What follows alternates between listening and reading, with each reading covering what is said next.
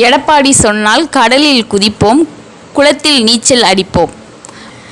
வாயை வாடகைக்கு விட்டு பிழைக்கும் திமுக அல்ல நாங்கள்.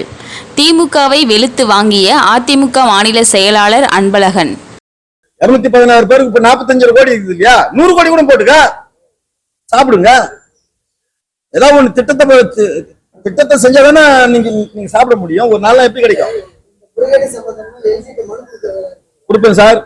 துணைநிலை இப்போ உங்களுடைய வாயிலாக இதை நான் சொல்லிட்டேன். துணைநிலை ஆளுநர் அவர்களை எங்களுடைய தலைமை எங்களுடைய கழகத்தினுடைய பொதுச் செயலாளர் அவர்களுடைய அனுமதியை பெற்று இது சம்பந்தமான விரிவான ஒரு கடிதம், புகார் கடிதம் துணைநிலை ஆளுநர் அவர்களிடமும் மாண்பு முதலமைச்சர் அவர்களிடமும் கொடுப்பேன் சார். தேவையில்ல, எதுக்கு நான் கோர்ட்டுக்கு போய் வக்கீல் பீஸ் நான் கட்டணும்? உனக்கு என்ன அக்கறை தச்சு? உனக்கு எங்க வலிச்சுது? ஒண்ணுமே வக்கீல்கிட்ட 5 லட்சம் இல்லாம ஒயிட்ல கேட்பாங்க வக்கீல் பீஸ். யார்கிட்ட இருக்குது காசு? எனக்கு பென்ஷனே 27,000 ரூபாய் சார். இந்த அரசாங்கம் என்பது பல்வேறு துறைகளிலும் தோல்வி கண்ட அரசாங்கம் சார். இந்த அரசாங்கம் அதாவது எந்த ஒரு திட்டத்தை செயல்படுத்த போனாலும் மக்களுடைய நலன் சார்ந்த எந்த திட்டமாக இருந்தாலும் முதல்ல நம்மளுக்கு என்னன்னு நினைக்கக்கூடிய மனநிலை உள்ளவர்களுடைய அரசாங்கம் சார் இது. உதாரணத்துக்கு இலவச சைக்கிள் கொடுத்தீங்க, நான் சொன்ன முறைகளையும் சொன்னேன். தப்பான சைக்கிள் கொடுத்துறீங்க சொன்னேன். மாண்பு முதலமைச்சர் அறிவிச்சார், அடுத்த ஆண்டு நான் பணமா போடுறேன்னு கொடுத்தார. மறுபடியும் சைக்கிள் தான் கொடுக்குறீங்க. தினமலர்ல ஒரு கலர் பாக்ஸ் போடுறாங்க, புதுசாக படம் எடுத்து போடுறப்பல. ஆமா, காரைக்கால் நியூஸ் குப்பையா சைக்கிள் கிடக்குது, மனசு வயிறு ஏறிது. யார் விட்டு பணம் இது? யார் அடிச்சது? அதுல நீ கொடுக்குற சைக்கிள் 6 மாசம் கூட ஒரு பிள்ளைகளை உபயோகப்படுத்த முடியலன்னா என்ன இது? சரி, லேப்டாப் கொடுத்தீங்க, நீங்க மற்றதுக்கெல்லாம் வந்து பணம் போடுறீங்கல்ல, அப்பெல்லாம் அரிசிக்கு பணம் போட்டீங்க, எல்லாம் செஞ்சீங்க இல்லையா? ஏன் லேப்டாப் மட்டும் நீங்க வாங்கி கொடுக்குறீங்க? அதுக்குரிய பணத்தை போட்டு போங்களா? நான் பகிரங்கமா சொன்னேன், லேப்டாப்ல 7,000 ரூபாய் கமிஷன் அடிக்கிறீங்கன்னு சொன்னேன். என் முதலமைச்சருடைய கடிதம் கொடுத்தோமே, என்ன நடவடிக்கை எடுத்தீங்க? அப்போ நீங்க எந்த திட்டத்தை கொண்டு வந்தாலும் அதுல நம்ம என்ன எடுக்கலாம் என்கின்ற மனப்பான்மையோட இருக்கக்கூடிய ஒரு அரசு இது. இதுக்கு மேல நான் என்ன சொல்லத்துலயும் உங்களுக்கு புரியல. வேற என்ன நான் பேசணும்ன்றீங்க? விட மாட்டாங்க அப்படின்னு பேசணுமா?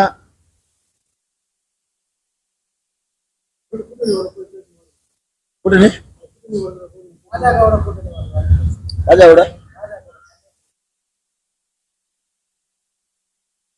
பாஜக என்பது ஒரு மதவாத கட்சி.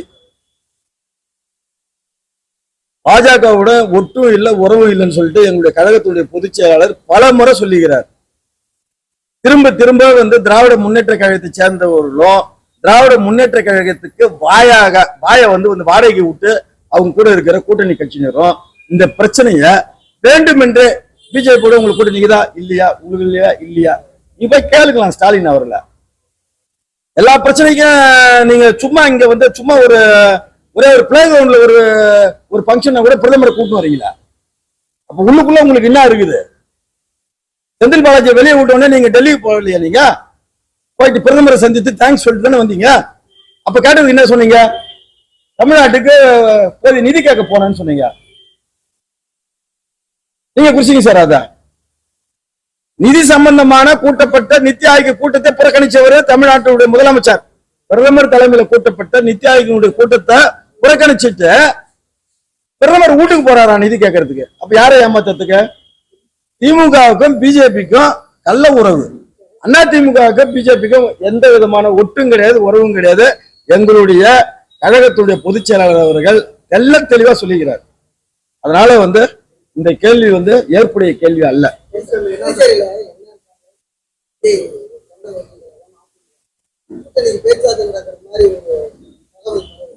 அது வந்து உயர்மட்ட பேச்சுவார்த்தை சார்.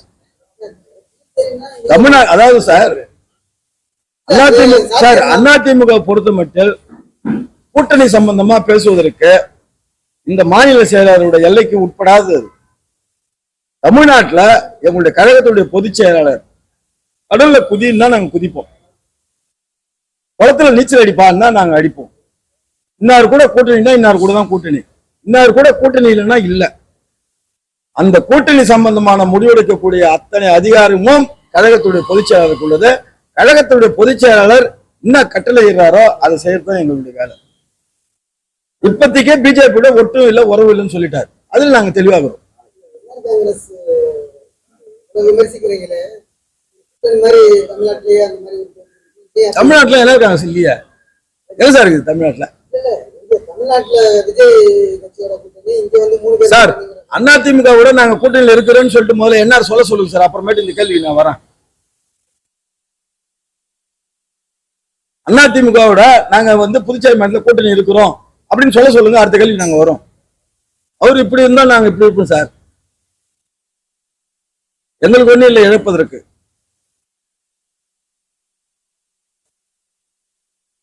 சொன்னாங்கன்னா கேட்டுக்கிறோம்.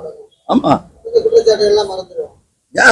ஏன் மறந்தோம் சார்? அப்படி பாத்தீங்கன்னா சார் கொள்கையே இல்லாதவெல்லாம் கூட்டணி வச்சுக்கிறான். இப்ப கேரளால வந்து பிரியங்கா எழுத்து எந்த கட்சி சார் நிக்குது? யார் சார் நிக்கிறது? சும்மா சொல்லுங்க, என்கிட்ட சொல்லாதீங்க. சிபிஐ நிக்குது, சிபிஎம் நிக்குது.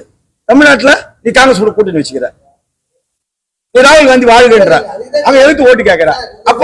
அப்ப மான ஈன சூடு சொன்னதுதான் திமுக கூட்டணி இல்ல, மான ஈனம் சூடு சொன்னதுதான் இந்தியா கூட்டணிக்கு. ஓ அப்படியா? ஆமா ஆமா. அப்ப தொகுதி ஒரு கூட்டணி வச்சு சொல்லுங்க. அவங்க தொகுதிக்கு ஒரு கூட்டணி, இந்தியா கூட்டணி கட்சியோட நிலைப்பாடு. கேட்பாங்க சார், அடுத்த நேரத்துல கேட்பாங்க சார். இன்னும் 1.5 வருஷம் சார், என்ன அதுக்குள்ள பிரச்சனை?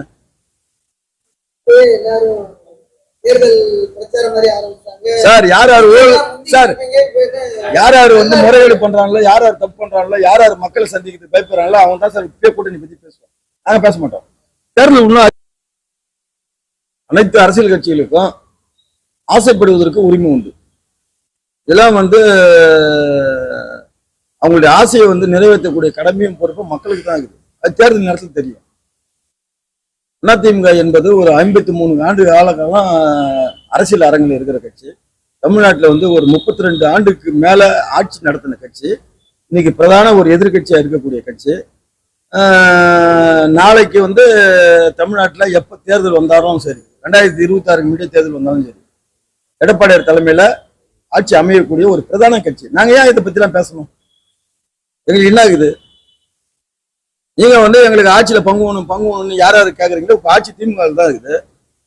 இப்ப கேளுங்க, போய் உட்காந்து கொடுக்கலாம், வெளில வாங்கலாம். உங்களுக்கு தில்லுக்குதா, ராணிக்குதா? ஆட்சியில பங்கு கேக்குறீங்க இல்லையா, அவங்க இல்லைன்னு சொல்றாங்க இல்லையா, வெளில வாங்க பாப்போம். ஏன் வர மாட்டீங்க? அப்ப யார நீங்க வந்து முட்டாள ஆக்குறீங்க? நீங்களே பேசுறீங்க, நீங்களே சண்டை போடுறீங்க, நீங்களே எல்லாம் பேசுறீங்க. உடனே ஒருத்தர் சொல்றாரு இந்த கூட்டணி உடனே எதிர்பார்க்கறீங்களா? யார் எதிர்பார்க்கறது? தூங்குறீங்க, கனவு காண்றீங்க, டக்குன்னு வெளியில உளறீங்க, மறுநாள் நீங்களே பதில் சொல்லிக்கிறீங்க. கரெக்டா?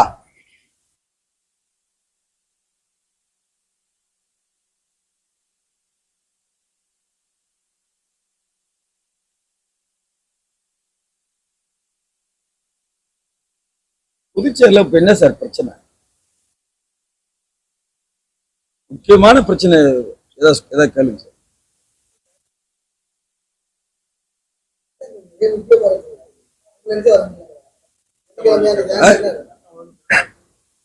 சட்டம் ஒழுங்கு சிறப்பாக எதிர்கட்சிகள் அபாண்டமா போய் சொல்றாங்களா? உள்துறை அமைச்சர் சொல்றாரு.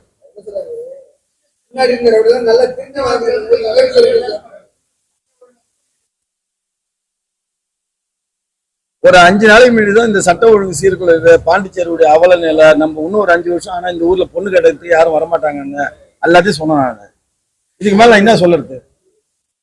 சமுதாய சீர்கேடுன்னு சொன்னேன். ஒரு தலைமுறையே இந்த ஆட்சி வந்து கெடுக்குறீங்கன்னு சொன்னேன். இது வந்து ஆன்மீக பூமி, இதை வந்து நீங்க வந்து எதிர்காலத்துக்கு விபச்சார பூமி ஆக்காதீங்கன்னு சொன்னேன். ஒயிட் டவுனா ரெட் டவுனான்னு கேட்டேன். புதுச்சேரியுடைய நகர பகுதி ஒயிட் டவுன் சார். அதை இந்த ஆட்சியாளர்கள் ரெட் டவுனா மாத்தின்னு வரீங்க. எத்தனை வீட்டுல இது நடக்குது, ப்ராசஸ் நடக்குது தெரியுமா?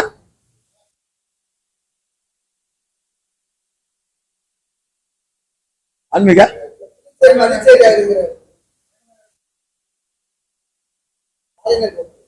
சரி, நானே கேக்குறேன். அது இது இல்லாத ஒரு பாலைவனத்துல ஒரு பாட்டில் இருந்ததுன்னா நீங்க அதை பத்தி பெருசா சொல்லலாம். இங்கதான் எங்க பார்த்தாலும் பாட்டுலாம் இருக்குது. அது புலா கோயில இருந்தா ஈஸ்வரன் கோயில இருந்தா அது பார்த்துதான் விற்கிறாங்க, சாப்பிட போறாங்க. நான் என்ன சொல்றேன்னா, வழிபடக்கூடிய தளத்துல விநாயகர் கோயில், இந்த இறுதியாண்டர் கோயில இந்த மாதிரி ஒரு இடத்துல ஒரு ஆடை கட்டுப்பாடு உங்களால் கொண்டு வர முடியுமா? இது யார் உங்களுக்கு தடுக்குது? ஆப் சைட்ல ஒரு நிறைய பசங்க ட்ரெஸ் அரைக்கால் சட்டை போட்டுக்கணும், ஒரு ஒரு டிஷர்ட்டோட வருதுங்க. சாமி கும்பிட போற பக்தருக்கு அது இடைஞ்சலா இருக்குது. இப்ப நீங்க தமிழ்நாட்டுல பாத்தீங்கன்னா ஒரு கோயில்ல ஒரு ஆடை கட்டுப்பாடு வச்சிருப்பாங்க. ஏன் இதை செய்ய வேண்டியதானே நம்ம முதலமைச்சர்? அவர் தானே HRI மினிஸ்டர். இதை நாங்க பல தடவை சொல்லிட்டோமே, ஏன் செய்ய மாட்டாரு?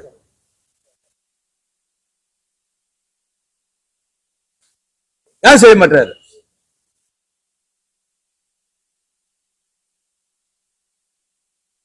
சட்டம்னு ஒண்ணு இருந்தாதான் கட்டுப்பாடுன்னு ஒண்ணு வரும். சட்டம்னு ஒண்ணு இல்லைன்னா கட்டுப்பாடே வராது.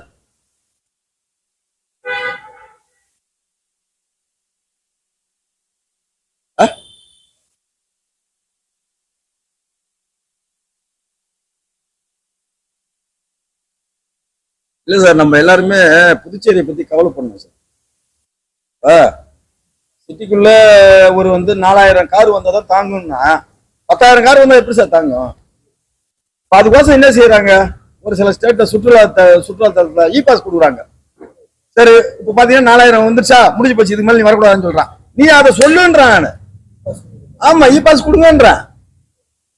சனி ஞாயிறு என்பது புதுச்சேரி மாநிலத்துல பிறந்து வளர்ந்த இங்க தொழில் புரியக்கூடிய இங்க குடும்பம் நடத்தக்கூடியவர்களுக்கு சொந்தம் இல்ல.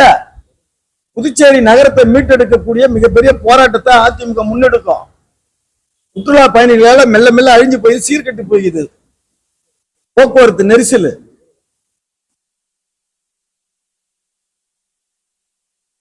ஒரு பக்கம் ஏதோ நடைபாதையில நான் சரி பண்றேன்றாரு, இன்னொரு பக்கம் பார்த்தா ஒருத்தன் 500 டூ வீலர் விட்டு வச்சிருக்கான் நடையில.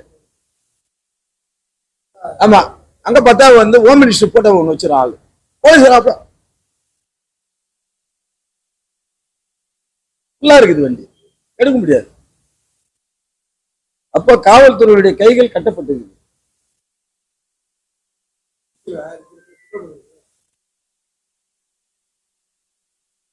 அதுக்கோசம் நான் முன்னாள் முதலமைச்சர் நாராயணசாமி அண்ணன் கேட்கிற மாதிரி உடனே நீ ராஜினாமா பண்ணும், அதெல்லாம் நான் கேட்க மாட்டேன் சார்.